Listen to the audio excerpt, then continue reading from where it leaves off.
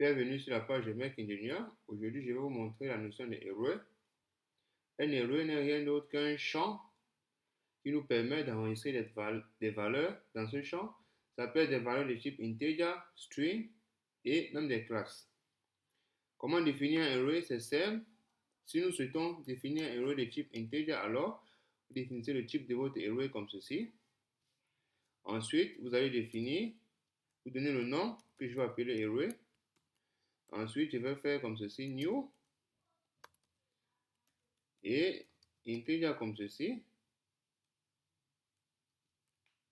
Et je vais donner la taille de mon array. Je vais dire mon array peut enregistrer maximal 5 éléments comme ceci. Et ensuite,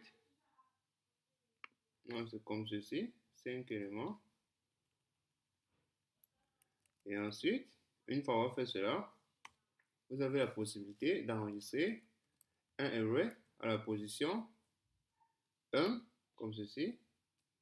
Vous donnez une valeur 1. Ensuite, vous pouvez faire cela à la valeur 2. Vous faites à la valeur 2, autant pour moi, cela revient à dire à l'indice 1. Vous faites 2.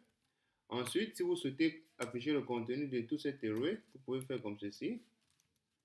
Integer i égale à 0, i jusqu'à 4, parce que notre taille maximale est égale à 5. Ensuite, i plus plus.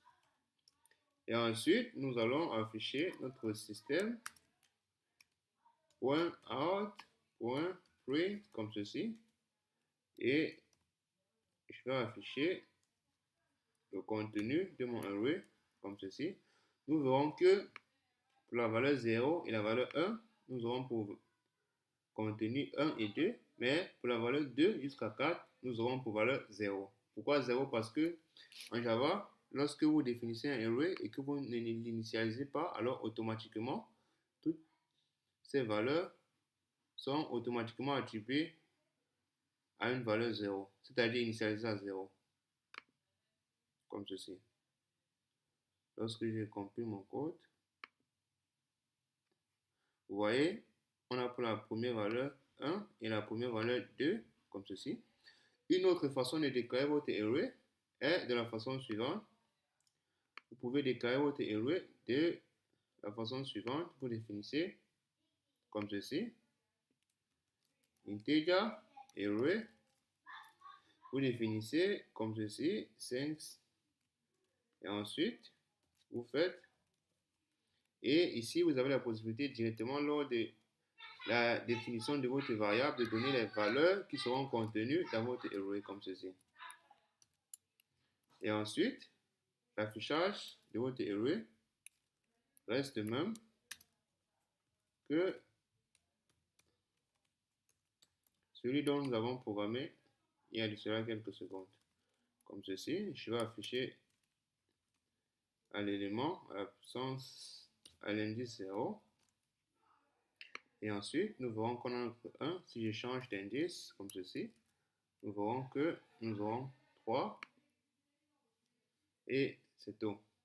Si vous souhaitez créer un array de type string, alors le principe reste le même. Vous n'avez qu'à changer le type de données comme ceci. Et ici, à l'intérieur, au lieu des nombres, vous devez venir hello comme ceci, qui est notre premier message. Ensuite, je vais mettre yes comme ceci. Et nous verrons que ici, on a juste deux éléments, c'est-à-dire indice 0 et indice 1.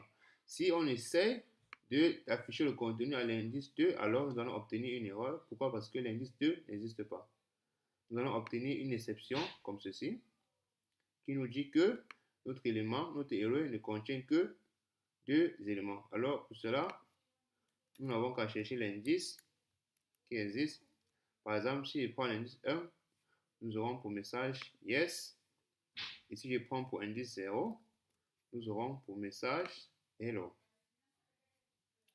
Nous sommes arrivés à la fin de cette vidéo et je vous dis à bientôt pour la prochaine vidéo sur le canal de Mec Ingénieur. Ciao, ciao.